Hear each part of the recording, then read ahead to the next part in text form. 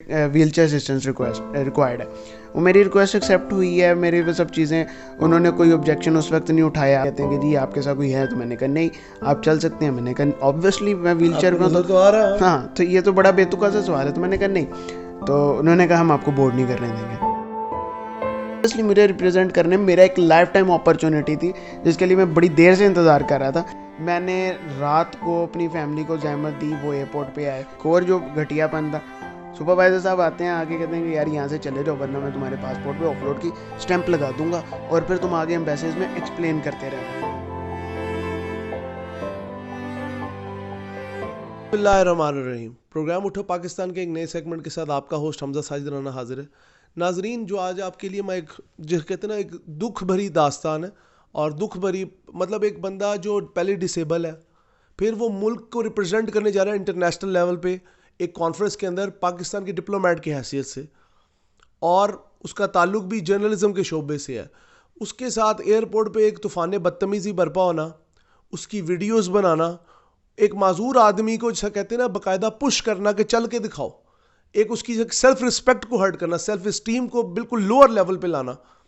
मेरे पास इस चीज़ के अल्फाज नहीं है। मैं अब नबील भाई के पास ही चलता हूँ, नबील भाई से बात करता हूँ कि ये क्या सारा माजरा है, और इस बारे में नबील भाई मेरी आगाही करें और आप तक ये बात ज़रूर पहुँचे कि किस लेवल के भेड़िए और खूनखार यजीदी मिजाज के लोग बैठे हैं एयरपोर्ट के अंदर। अस्सलाम वालेकुम नबील भाई। वालेकुम सलाम। नबील भाई, मुझे अब मतलब सवाल करते हुए भी थोड़ी एक शर्मिंदगी मेरे अंदर भी है कि एज ए पाकिस्तानी नेशन हम किधर खड़े हैं। आप बताएं पूरा माजरा क्या था। अच्छा, मैं यहाँ से पाकिस्तान से जा रहा था टर्की एक डिप्लोमेटिक कॉन्फ्रेंस में, पाकिस्तान को रिप्रेजेंट करने के लिए। तो मेरे पास उसका इनविटेशन लेटर था, मुझे कॉन्फ्रेंस वीज़ा इशू हुआ था टर्किश एम्बेसी की तरफ से।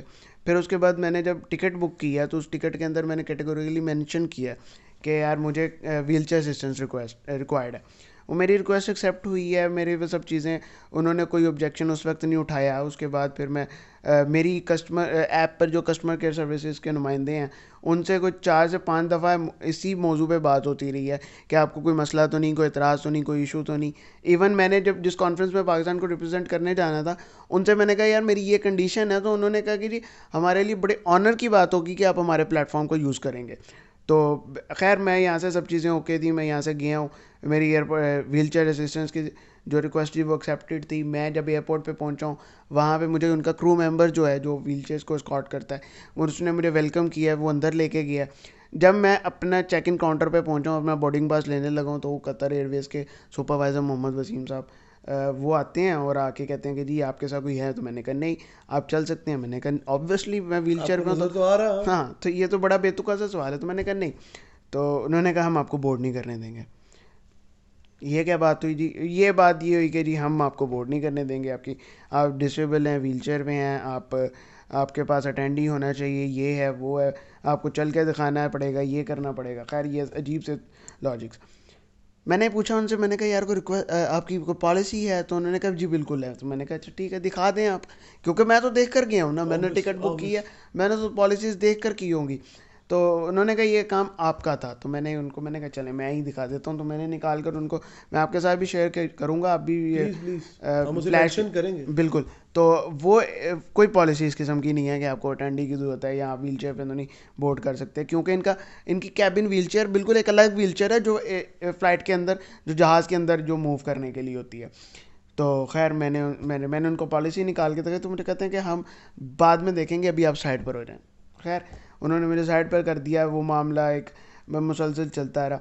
इस दौरान में ये था कि मैंने उनसे कहा यार कोई सूरत कोई तरीका, अब क्योंकि ऑब्वियसली मुझे रिप्रेजेंट करने में मेरा एक लाइफ टाइम अपॉर्चुनिटी थी, जिसके लिए मैं बड़ी देर से इंतज़ार कर रहा था। ऑब्वियसली आदमी प्रेपरेशन भी करता है उसकी प्रॉपर। ऑब्वियसली तो मैं बड़ा वो उसके लिए एक एक्साइटेड भी था, मोटिवेटेड भी था। मैं इन सब चीज़ों में पढ़कर उसको ज़ाया नहीं करना चाहता था। तो खैर मैंने उनसे जिस तरह भी, उन्होंने कहा यार आप मुझे ना अगर चल कर दिखा दें। मैं बेसिकली ब्रेसेस पहन कर मैं इतना समझता हूँ। चल लेता हूँ कि अपना सहारे से, तो ब्रेसेस उसमें मैं अनकंफर्टेबल था तो नहीं लेकर गया था। मैंने रात को अपनी फैमिली को जहमत दी, वो एयरपोर्ट पे आए। वो किधर से आए सर, जरा ये जरा मेंशन करिएगा। वो इजमेर टाउन से एयरपोर्ट पे गए, मेरी मदर। अब आप यकीन करें इजमीर टाउन से एयरपोर्ट ऑलमोस्ट 60 to 70 किलोमीटर, अगर आप समझे ना आना जाना डाल के, तो एक आप रात के वक्त इतनी रिस्की ड्राइव करके फैमिली उधर पहुंची, सिर्फ ये कि एक बेटे का एक इंटरनेशनल लेवल पे जैसा कहते हैं ना, एक उसका एक प्रेस्टीज बनने जा रही है, तो वो कहीं खो ना जाए। Over to you sir.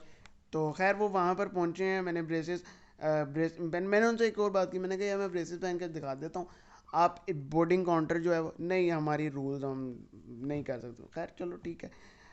अब मेरा ये था कि ऑब्वियसली 2:30 बजे बोर्डिंग काउंटर बंद हो रहा है, तो मेरा ये था 9:25 पे अगली फ़्लाइट थी, मैं नई टिकट लेकर जाने को तैयार था, सिर्फ इस बंदे की वजह से कि यार ये किसी तरह से, क्योंकि ऑब्वियसली अगली की टिकट में भी तो इसी के साथ जाना था ना, इतराज़ बंदा रेस कर देता है। तो खैर व्हील चेयर ब्रेसिस आए, ब्रेसिस पहने, ब्रेसिस पहन के चल कर दिखा रहा हूँ मेरे कंसेंट के बगैर, उनके सबऑर्डिनेट वीडियो बना के व्हाट्सएप पर साहब को भेज रहे हैं। ठीक है जी।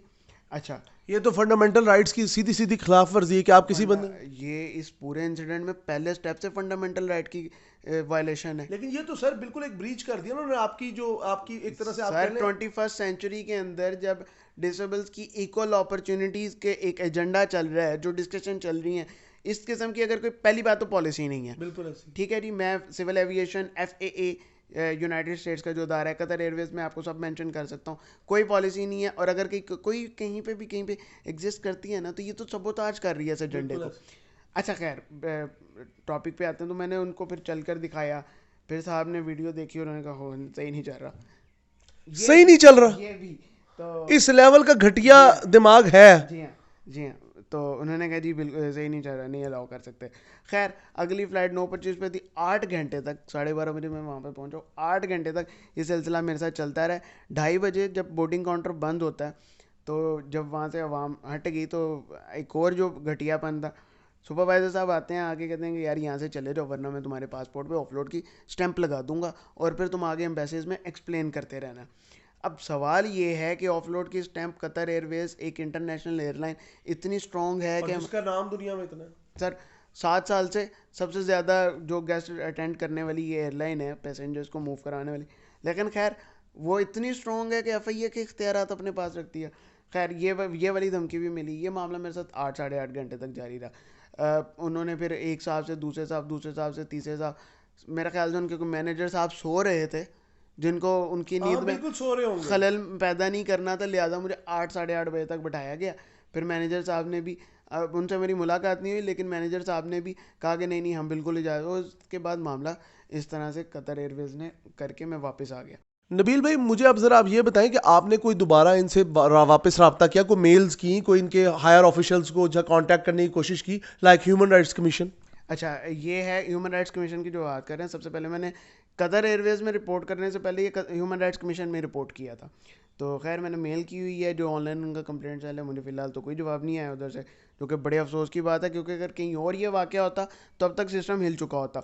तो उसके बाद फिर मैंने मेल अब ये इस तरफ भी की हैं सुप्रीम कोर्ट में, मतलब जो ईमेल का कांटेक्ट, आपने जितना भी जुडिशियल सिस्टम है उसके साथ रब्ता किया? अभी ये है। और मज़ीद ये है कि मैं अब अगर चलें ये सिस्टम ऑनलाइन के लिए भी तैयार नहीं है, तो मैं इंशाल्लाह अब जा रहा हूँ, मैं ह्यूमन राइट्स कमीशन में भी रिटर्न एप्लीकेशन दूंगा, और प्लस मैं ये पटिशन जो है कोर्ट में भी लेकर जाऊंगा, क्योंकि मेरा एजेंडा जो है, जो सबसे प्राइम ऑब्जेक्ट है इस सब चीज़ का, कि आइंदा किसी को ये फेस ना करना पड़े।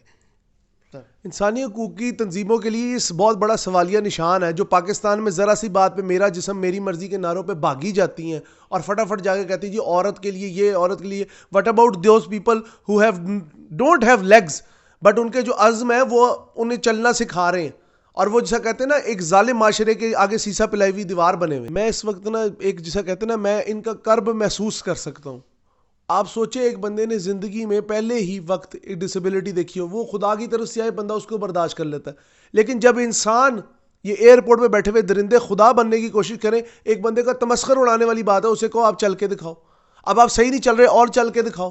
क्या करना चाहते हैं आप पाकिस्तान के लोगों के साथ? इसीलिए टैलेंटेड लोग मुल्क से भाग जाते हैं। यही इसी तरह का कोई बंदा बाहर के मुल्क में होता, उसको आप देखें किस तरह का लेवल ऑफ जो कहते हैं ना एंटरटेन किया जाता। कतर के वर्ल्ड कप के अंदर आप लोगों ने नहीं देखा, एक डिसेबल बंदे से उन्होंने पूरे वर्ल्ड कप की तकरीब कराई, आपने भी शायद नबील भाई आपकी नजर से गुजरा होगा। क्या पाकिस्तान की जो फ्यूचर है उसके साथ अब ये करना चाहते हैं? और इनको जो ये आउटसोर्स करते हैं अपनी ये सर्विसेज वो पाकिस्तान की ही चंद बंदों से करते हैं। मैं कतर एयरवेज के भी जो हायर ऑफिशियल्स हैं उनको मैं काइंडली, हम अपने चैनल के तवज्जुह से कोशिश करेंगे एक मेल भी करें उन्हें कि आप लोग क्या चाह रहे हैं पाकिस्तान से, आप लोग इतना हल्के में ट्रीट करते हैं यहाँ के लोगों को, क्या यहाँ का टैलेंट किसी बेस पे नहीं है? नबील भाई आप बताएं वो कौन सी सर्विसेज हैं जो ये आउटसोर्स करती हैं? ये दो सर्विसेज होती है, गैरीज एयरपोर्ट सर्विसेज और रॉयल एयरपोर्ट सर्विसेज। तो ये जो कतर एयरवेज ने की हुई थी ये रॉयल एयरपोर्ट सर्विसेज थी। तो ये मेरा ख्याल से गालिबन उनका नुमाइंदा होगा, लेकिन रॉयल एयरपोर्ट सर्विसेज से जब बात हुई तो होता है तो वैसे वो कहते नहीं जी ये कतर एयरवेज का है। तो अभी तक तो ये मामला यही है कि वो बेचारा वो आदमी खुद फुटबॉल बना हुआ है, कतर वाले कहते हैं रॉयल का है, रॉयल कह रहे हैं कतर का है। इसे कहते हैं ब्लेम गेम। ब्लेम गेम खेली जाओ, विक्टिम बीच में जलील होकर रह जाए, उस बेचारे का सारा। एक तो पहली बात उनकी कॉन्फ्रेंस चली की, दूसरी चीज़ आपने एक डिसेबिलिटी का मजाक उड़ाया, तीसरी चीज़ एक टैलेंटेड बंदे की जो उसने जो भी एक तैयारी की हुई थी, एक आदमी का एक पूरा दिमाग बना होता कि मैंने जाके इस तरह रिप्रेजेंट करना, वो आपने बर्बाद किया। चौथी चीज़ आपने उसकी ज़ात की तौहीन की। पांचवी चीज़ 21वीं सदी के अंदर जिधर हम कहते हैं कि जी जो डिसेबल्स हैं वो एक तरह से अगर आप देखें जाए तो वो जो एबिलिटी वाले लोगों से स्पेशल उनका एक ट्रीटमेंट होता है, आपने उसका भी मजाक उड़ाया। आप लोग हैं जो इस मुल्क के कहते हैं ना कब्र खोद रहे हैं, और ऐसे लोगों का जिन लोगों ने मुल्क के लिए बचपन से लेकर आज तक अजियत बर्दाश्त करके अपने आप को किसी लेवल पे लाए, उनकी लेग पुलिंग करके उन्हें नीचे गिराना चाहते हैं। कुछ शर्म करें, कुछ हया करें। नबील भाई आप कोई मतलब फाइनल वर्ड, सबमिशन वर्ड्स देना चाहेंगे? यार देखें, इसमें यह है कि अगर कोई बात समझता है कि ये इंडिविजुअल की तौहीन है या तजलील है या तज़ीक है, तो ये बिल्कुल ऐसा नहीं है। पूरी कम्युनिटी ये कम्युनिटी की नहीं है। मैं पाकिस्तान को रिप्रेजेंट करने जा रहा था, तो मेरे ख्याल से पाकिस्तान की as a Pakistani we are ashamed as a Pakistani. मैं ये समझता हूं कि इन्होंने बिल्कुल जैसा कहते हैं ना, मैं बच्चों वाली बात भी नहीं कहूँगा, ये ऐसी बेअकली और बेवकूफ़ी वाली हरकत है। और आप लोग पता नहीं क्या समझते हैं अपने आप को। एयरपोर्ट पे जाके ना अक्सर मैंने ये देखा है एएसएफ वालों का भी रवैया कुछ इस तरह का ही होता है। पता नहीं ये एयरपोर्ट कह रहे हैं आउटसोर्स करने कतर को, तो फिर जिस तरह की कतर एयरवेज की सर्विसेज है, मुझे तो लगता है एयरपोर्ट पे पाकिस्तानी घुस ही नहीं सकेगा अपने मुल्क में।